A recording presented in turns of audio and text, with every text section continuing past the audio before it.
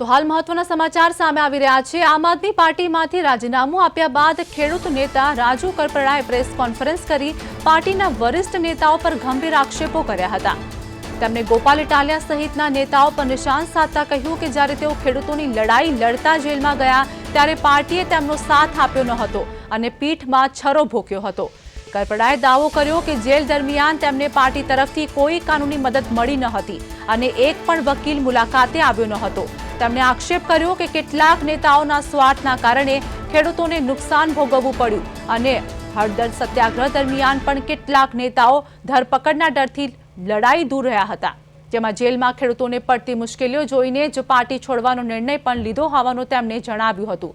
કરપડાના આ નિવેદનો બાદ હવે આમ આદમી પાર્ટીના નેતાઓ શું પ્રતિક્રિયા આપે છે તે તરફ રાજકીય વર્તુળોમાં નજર ટકેલી છે।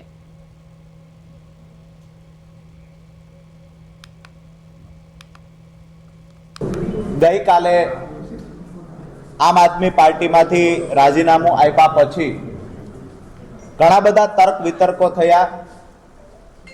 ઘણા બધા લોકોના મનમાં એક સવાલ હતો કે રાજીનામું શા માટે આપવામાં આવ્યું।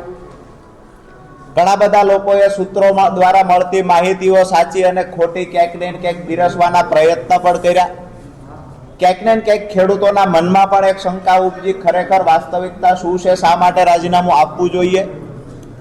તો આજે પ્રેસ વાર્તાના માધ્યમથી, આપ સૌના માધ્યમથી ગુજરાતના તમામ ખેડૂતો સુધી રાજીનામાના કારણો પહોંચાડવાના પ્રયત્ન કરવાના ભાગરૂપે આજે આપણે મને જે થયું કે કોઈ પાર્ટી સાથે હશું તો આથી પણ મજબૂતાઈથી લડાઈ લડી શકાશે, એટલા માટે આમ આદમી પાર્ટી સાથે હું 21-22માં જોડાયો।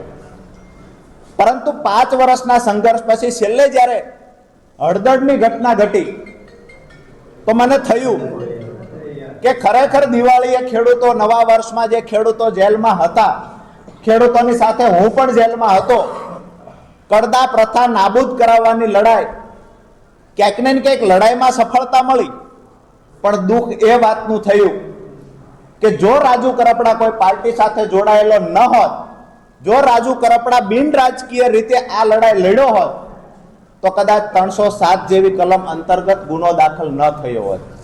ક્યાંક ને ક્યાંક મને એવું દેખાણું કે બે પાર્ટીઓની રાજકીય લડાઈમાં અમારા 27/10/2025ના રોજ પહેલું 12 ખેડૂતોના જામીન મૂકવામાં આવેલા, એનું પહેલું હિયરિંગ હતું 27/10/2025। વકીલો દ્વારા, પાર્ટી દ્વારા વાતો કરવામાં આવતી કે હાઈકોર્ટના સારામાં સારા વકીલ હાજર રાખવામાં આવશે, ચિંતા ન કરતા। જેલની અંદર રહેલા ખેડૂતોને હું કહેતો હતો કે તમે આવતીકાલે છૂટી જશો, ચિંતા ના કરતા, આપણા સારામાં સારા વકીલો આવવાના છે। મને 27 તારીખે ખબર પડી કે પાર્ટી તરફથી સિંગલ વકીલ ત્યાં હાજર નથી રહ્યો। એકદમ નાના ભાવનગર વાળો કેસ અમારા પર થયો।